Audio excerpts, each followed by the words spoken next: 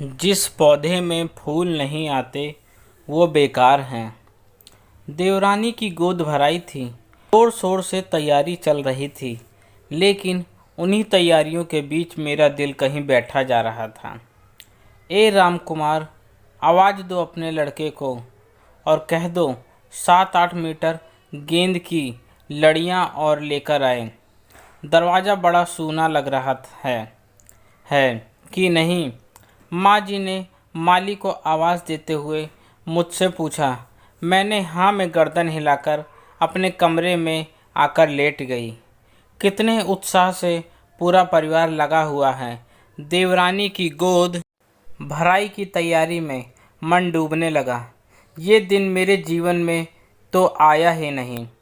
क्या कर रही हो यहाँ कमरे में अकेले? चलो, तुम्हें रीना आवाज़ दे रही है। समीर आकर मेरे सिरहाने खड़े हो गए थे। मैं उनका हाथ पकड़कर अचानक रो पड़ी। तुमसे किसी ने कुछ कहा है क्या? तुम बस ऐसे ही परेशान हो रही हो, वो मुझे समझाकर चले गए। मैं धीरे धीरे देवरानी के कमरे की ओर बढ़ने लगी। कोई मुझसे कुछ कहता नहीं, लेकिन क्या मुझे समझ में नहीं आता था? माँ जी बात बात पर इतने दिनों बाद तो ये दिन आया है कहकर क्या मुझे नफ़रत नहीं चुभा जाती थी? रीना, तुम मुझे बुला रही थी? रीना के कमरे में ब्यूटिशियन बैठी हुई थी। बिस्तर पर लाल बनारसी साड़ी और जड़ाऊ सेट। मेरा मन फिर भर आया। माँ जी ने कमरे में धड़धड़ाते हुए प्रवेश किया। तुम अभी तक तैयार नहीं हुई रीना? खूब बढ़िया तैयार करना हमारी बहुरिया को, आज इसका दिन है। माँ जी ने ब्यूटिशियन से कहा। एक बार और मेरी तरफ। मैं चुपचाप खड़ी रही। तब तक माँ जी खिड़की से बाहर झांककर चिल्लाईं, हे रामकुमार, ये वाले गमले पीछे। हाँ हाँ, ये सारे, और वो फूल वाले पौधे आगे। अक्ल तो लगाओ थोड़ी, फूल वाले पौधे पीछे धर दिए। रीना मेरी ओर देखती रही।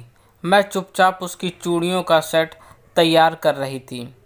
वो पेट पर हाथ लगाकर धीरे से खड़ी हो गई और ब्यूटिशियन से बोली, आप पहले मेरी जेठानी को तैयार कर दीजिए। माँ जी कमरे से बाहर जाते हुए ठिठक गईं। वो कुछ कहती इससे पहले रीना ने खिड़की पर जाकर माली को आवाज़ दी, रामकुमार काका, हर पौधे की अपनी महत्ता होती है, चाहे उसमें फूल आए या ना आए। फिर थोड़ी और तेज़ आवाज़ में बोली, जो पौधा जहाँ है वहीं रहने दीजिए। बिना फूल वाले पौधों को पीछे नहीं रखा जाएगा। माँ बनना या ना बनना ये कोई कसौटी नहीं हो।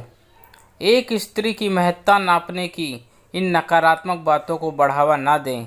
यदि आपको कहानी पसंद आई हो तो मुझे सब्सक्राइब करें। धन्यवाद।